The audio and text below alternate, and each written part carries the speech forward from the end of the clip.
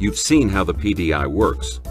Like all detectors, it sounds off whenever a prohibited metallic object passes through it. It is these pinpoint lights that alert you to the exact location of the metal on the individual passing through the detector. You can see how this will make any necessary hand scanning far simpler.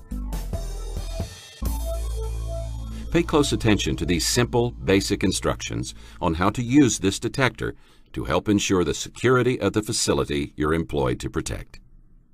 Here are the PDI's touchpad controls.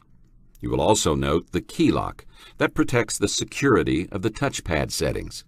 It has two settings, enable and disable. This silver key can be used by authorized personnel to enable or disable the detector's touchpads.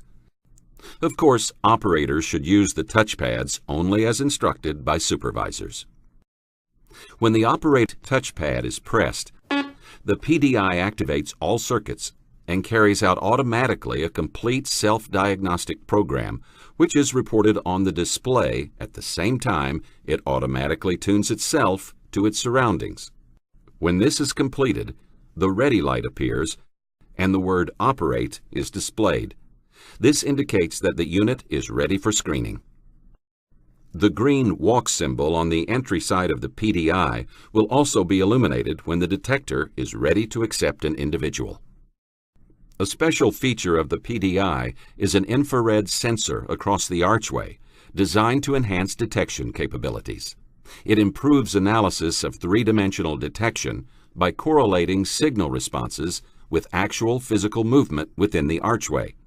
This increases throughput by minimizing false alarms. When you press the counter pad, the patron count will be reported on the display, along with the number of alarms that have occurred since the counter has been reset, and the percentage of alarms in relation to the number of individuals who have passed through the archway during this period of time. Pressing and holding the counter touchpad for 5 seconds causes the counter and alarm count to return to 0.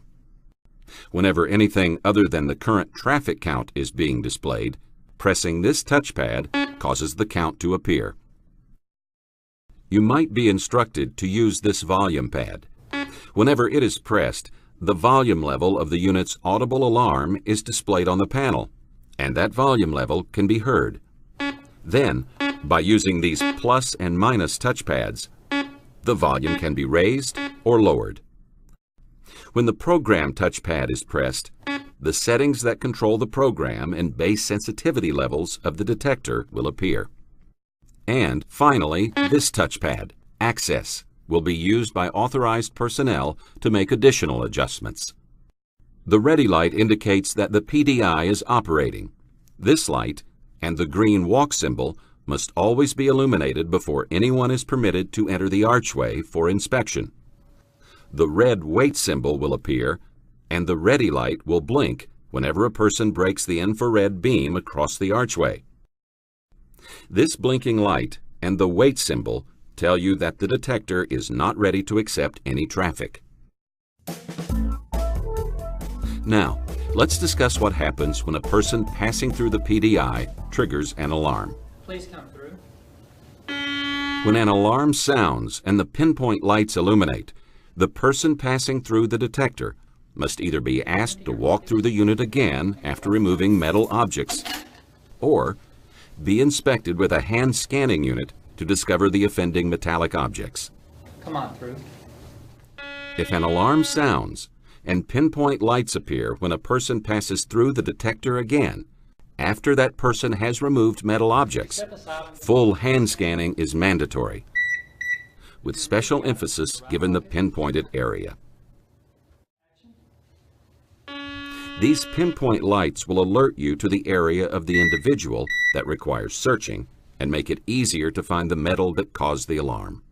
Come on through. Remember, when lights on one side of the PDI illuminate, the metal is on that side of the person in the horizontal area where the lights are located. Lights on both sides indicate target balance. This means that the metallic object may be located in the center of the person, once again in the exact horizontal area of the lights, or that there may also be targets on both sides of the individual. This is another reason that the source of metal that sounded the alarm must always be found before a person can be allowed to proceed. Take nothing for granted, and be sure to locate the metallic source that caused any alarm. If it's in the zone where pinpoint lights illuminated, don't let a person merely point to a belt buckle or a piece of jewelry and try to walk on without being scanned. They must permit you to discover the source of the alarm. If a concealed weapon is ever discovered, the operator should follow instructions given by authorized personnel. So, if an alarm sounds for any reason while a person is passing through the detector, with the pinpoint lights giving the location of suspected targets, that person must either be asked to walk through the unit again after removing metal objects, or be inspected with a hand scanner to discover the offending metallic objects. There will be no exceptions. Operators have these basic responsibilities. Make sure the ready light is illuminated. Check program and base sensitivity, which can be done with the program touchpad. Pass through the PDI with a detectable metal object to make certain it is operating properly. And, most importantly, respond to all alarms and always make certain you know just exactly what caused the alarm to sound and the pinpoint lights to appear. Remember, every alarm must be investigated and the reason for each alarm be determined. It is also important that you test the unit at the beginning of each day or whenever anything has been changed in its setup. There is no finer walk-through metal detector anywhere in the world than the PDI. But, in the end, the level of security it can provide depends on the diligence of the men and women who operate it.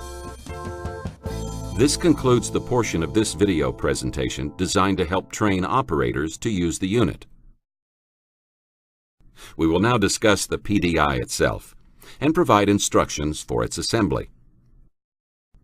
This walk-through detector requires no cumbersome connector cables, special flooring, or tables for auxiliary controls. This enables the unit to be easily portable, yet it is sturdy enough to withstand all the rugged demands you may place on it. Whether these demands be for continuous use or for occasional moves between several locations, this unit will more than fulfill your needs. The PDI meets or exceeds standards established by the TSA for U.S. airports, as well as those of various foreign and domestic law enforcement bodies. The detector also meets all safety and electronic regulatory standards. Before we learn just how easy it is to assemble the PDI, let's talk for a minute about where you should place your unit for best results. First, of course, you must consider the flow of normal pedestrian traffic.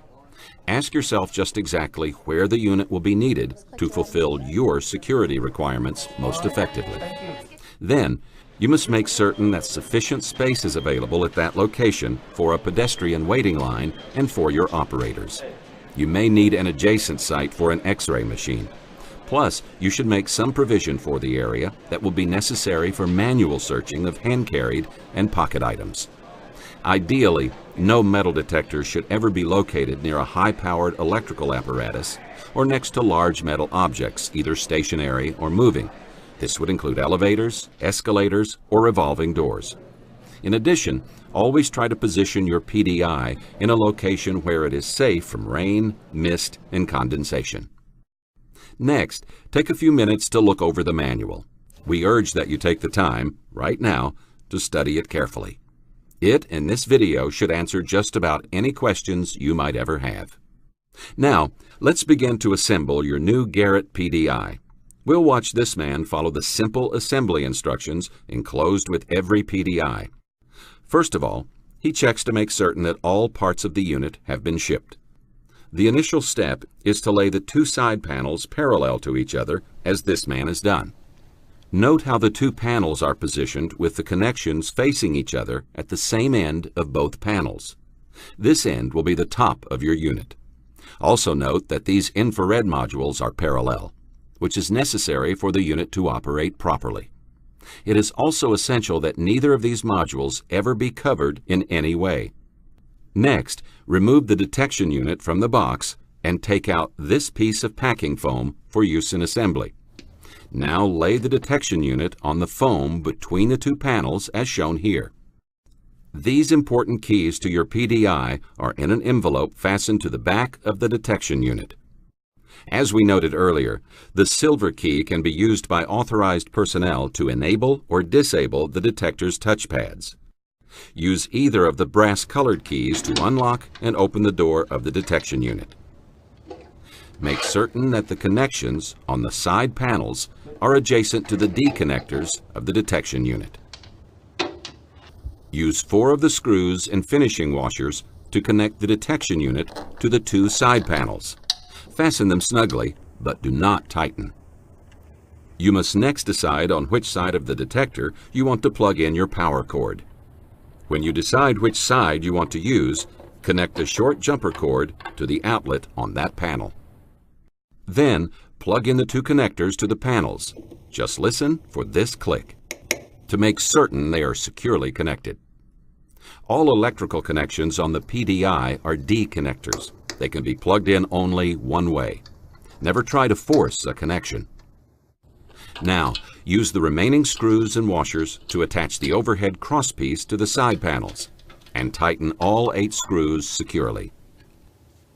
You've assembled your new Garrett PDI, and after a few simple adjustments, it will be ready to put into operation. Before standing up the unit, pull the electric plug out of the bottom of the panel on the side you have chosen for power. You can then connect it to the 10-foot power cord, which will be plugged into a power outlet. It's a good idea to get some help to stand the unit up, and, after it is erect, check for stability. If the floor proves to be uneven, you might be able to improve stability by loosening the screws slightly and gently rocking the unit before retightening the screws. Next, you'll want to plug it in, which is a very simple matter with any Garrett walk-through detector, which automatically adjusts to 110 or 220 volt power, 50 or 60 hertz. With the PDI plugged in at its operating location, let's see just what final control adjustments are necessary before it can begin helping to secure your facility. You'll want to read the complete description in your manual of the control panel, touchpads, and internal control modules. Now, turn the detector on. The ready light should be lit, and all alarm lights should be out. The walk sign on the entry side of the detector should be lit, and operate should be displayed. Or if someone has just walked through the unit, the patron count will be displayed. If this isn't the case with your PDI, review the past few minutes of this video along with your manual. A section of the manual discusses menu item adjustments. Let's go through them together right now. As we use the detector's touchpads, let me urge you not to be intimidated by them. The controls will do only what you tell them to do. And it's impossible to damage the detector or its circuitry by misusing the touchpads. User-friendly may have become a trite term, but it certainly describes all Garrett walk-through detectors. Everything you do on the PDI will be reported right here on the display. So let's make certain the silver key is in the Enable position and get started. To access the administrator mode for the first time, press the Access touchpad. Whenever it is pressed, the unit will chirp and the words Enter Passcode will appear. If no attempt is made to enter a code, the unit will continue chirping for 10 seconds and return to normal operations. If anyone enters an unauthorized or incorrect code, audio will sound a tamper alarm, and Access Denied will be displayed. Remember that if you inadvertently touch this Access touchpad, no further action should be taken, and the unit will return automatically to the Operate mode in about 10 seconds. Now, enter the factory preset administrator code of 5678. First to appear is volume. Use the plus and minus touchpads to select the sound level that is appropriate for your operators. Now press Access and Count is displayed to report the number of individuals who have passed through the PDI since the counter was reset. This is called the patron count. Press Access again and the alarm count will appear, which is the number of alarms that have occurred since the counter has been reset. Press Access now to learn the percentage of these alarms in relation to the number of individuals who have passed through the archway during this period of time. When you press Access again, the sequence count is displayed, indicating the number of times that attempts have been made to access the supervisor or administrator levels. To reset the patron, alarm, and percentage counters to 0, press Access again. When Reset Counters appears, press the plus pad. The sequence counter will not change. Press Access again and Tone appears. Use the plus and minus touchpads to select the tone that is appropriate for your operators. You are next given the option of turning off the pacing lights, the walk and halt symbols on the entrance side of the detector. Use the plus and minus touchpads to do this. Press Access now to regulate the pinpoint lights that identify the zone containing metal. The plus and minus touchpads are used to set the length of time these lights are displayed whenever metal is detected.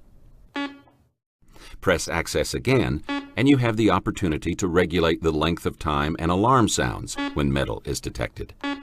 Use the plus and minus touchpads to regulate this time. Press Access again and you are given the opportunity of turning off the infrared sensor that eliminates audible alarms unless the archway is occupied. Use the plus or minus touchpads to turn the IR analysis on or off. With the infrared sensor on, the audio alarm will not sound and the pinpoint lights will not appear unless a person is within the archway. Press Access again and you can select Language. Use the plus and minus touchpads to select the one that is appropriate for your operators. Press Access again and Receiver Balance appears, indicating the balance of the receiving antenna. Any number less than 50 is acceptable. If the number is ever higher, check around the detector for large metal objects. If the unit is next to a wall, it may be necessary to move it away slightly. Press Access again, and Synchronization is next. This setting is related to multiple operation of detectors, and the factory setting of Master should normally be used. Pressing Access again brings another selection relating to multiple unit operation. The factory set option is Channel 1. You are interested in this feature only if you use more than one detector simultaneously and in close proximity. You can find information in your manual on operating multiple units. The next option is Program, which we'll discuss in more detail in a few minutes, along with the options that relate to base sensitivity, the alarm level, and your ability to change sensitivity of the various zones. Now though, let's give our unit a test and try to smuggle a metallic object through it. Incidentally, this is an operational test piece, or OTP as it's called, from Garrett. This OTP simulates a small gun. The pinpoint lights tell us that the weapon is probably in the man's right-hand jacket pocket, certainly in that location on his body. You'll note that the man himself is carrying no other metal. Fine, this unit will detect metal. It's time now to decide just how sensitive you want your PDI to be. You probably don't want it to alarm on every coin or key ring that passes through. Yet, you expect the detector to alert you whenever weapons, contraband, or any special metallic objects are passing through it. The Program section of the manual explains that your new detector is capable of many program and sensitivity combinations. Read carefully the pages in your manual that cover it. You can regulate the program and sensitivity settings. Several programs have been developed for use with the PDI to meet a variety of security needs. When you select the Airport's Enhanced program, for example, the unit detects guns, knives, and similar metallic weapons, but eliminates such innocuous items as keys, loose change, and cigarette packs. When you select Prisons, on the other hand, the unit detects all metal objects. Read the Program section of the manual carefully and select the one best suited to your installation. We'll use Buildings, which is designed for general security. By pressing Access, we set this program in the detector. We also cycle to the next selection, which is Base Sensitivity. We'll first try this setting of 140 and test it. Oh, yes, make certain that bar graph fluctuations are minimal. And always check the ready light and the pacing lights to verify that power is on and the system is ready to go. First, let an individual with no metallic objects pass through the detector. Then, let him try to carry this OTP that simulates the smallest sort of target that you would never allow to pass. Base sensitivity was set too low to detect the object, so let's use the plus touchpad to increase it to 170 and try again. Let the individual walk through the unit again with the OTP in his trousers pocket. Note the location indicated by the pinpoint lights. Follow this same procedure with as many as possible of the type targets that you want to detect. Review how each of these targets responds and strike a balance in determining your final sensitivity setting. Tests should be conducted with metallic objects held at shoulder, waist, and ankle level. Carry the targets in different areas of the body and in different orientations. Note how the unit's pinpoint lights locate the targets precisely in one of 33 zones. Let your subject pass through the unit carrying such normal metallic objects as a keyring or wearing jewelry. Observe how they affect the PDI. If you think that all of this sounds a bit like trial and error, you're right. And that's the way walk-through detectors have always been calibrated. Finally, set your base sensitivity number at the lowest numerical setting that will detect all of your sought-after targets 4 times in a row in differing locations and orientations.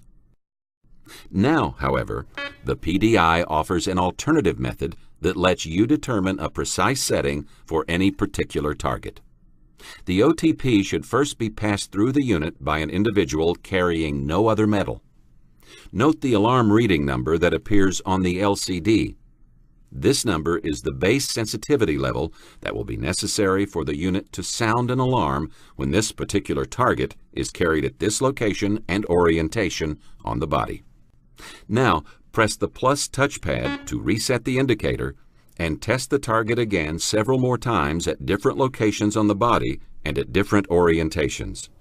It is recommended that tests be made at several heights to determine if there are any deviations in the sensitivity level setting needed to detect this target. Always use the highest number required to detect the target as shown by the alarm reading. It is important to remember that you are always responsible for proper sensitivity and programming settings based on your particular target requirements. Next, we'll press Access and consider regulating zone sensitivity. The display will now indicate Zone 1 and will indicate the base sensitivity that you set and also zone enhancement sensitivity. Relative sensitivity can be varied from zone to zone depending upon your security requirements. We'll consider Zone 6 at the bottom to illustrate how you change its relative sensitivity from 63% less than your base sensitivity to 192% greater. This ability to increase or decrease the sensitivity of Zone 6 has proved quite helpful in locations where metal shoe shanks were creating a problem. Read your manual for more information on optimizing settings. Now we'll press Access again, and Relay is displayed to indicate status of the AC and DC relay circuits. N/O is also displayed, indicating that the circuits are in their normal open position. These relay contacts can be used to activate external security devices, such as a VCR or an electronic door lock. The next selection concerns the security of your installation with use of the silver key. 3 settings are available: on, off, and on with key. Factory preset is with the on setting illuminated and the key lock in the enable position, allowing all touchpads to be operational. If you feel that additional security is required for your installation to protect menu settings from tampering, you can find a description of the various security options in the Operator Enable section of your manual.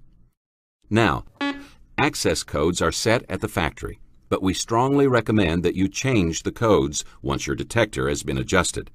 This final administrator setting gives you that opportunity. For maximum security, the new code should be made known only to those persons who will have a need for them. Here's how you change codes. The display indicates plus to alter code 1. First, press plus as the screen indicates. Next, enter your own 4-digit code. Let's use 2367. The display asks us to repeat the code, and we will. You see, it says code entered OK. We've set a new access code. Press Access again. Now we'll alter code number 2, the administrator mode, which is the one we're now in. Once again, we press the plus touchpad and enter a 4-digit code. Let's use 9876. As before, the display asks us to repeat the code. Let's try to fool it with 9877 to see what happens. Uh-oh. The display tells us that an invalid entry has been made, and we must start over by again entering the correct 9876 code and repeating this code when asked. Only when code entered OK appears can we be certain that we have set a new access code for this mode. Make certain that only authorized personnel know the codes that will permit them to change the sensitivity settings or other adjustments on the PDI. The Installation Adjustments section of your manual provides simple instructions for reestablishing the factory preset codes if your new codes should somehow ever get lost. In addition to the administrator adjustments, which we have just reviewed, a limited number of supervisor adjustments are available. Once again, consult your manual to become familiar with them. So, there you have Garrett's new PD6500i. With its 3-dimensional circuitry that precisely locates metallic targets in 33 distinct zones. There is no finer walk-through metal detector than this anywhere in the world. But in the end, the level of security it can provide depends on the diligence of the men and women who operate it. Study your manual carefully. Make certain your unit is operating properly. Come through, please. And investigate all alarms. Follow these simple instructions, and the Garrett PD6500i will more than fulfill all of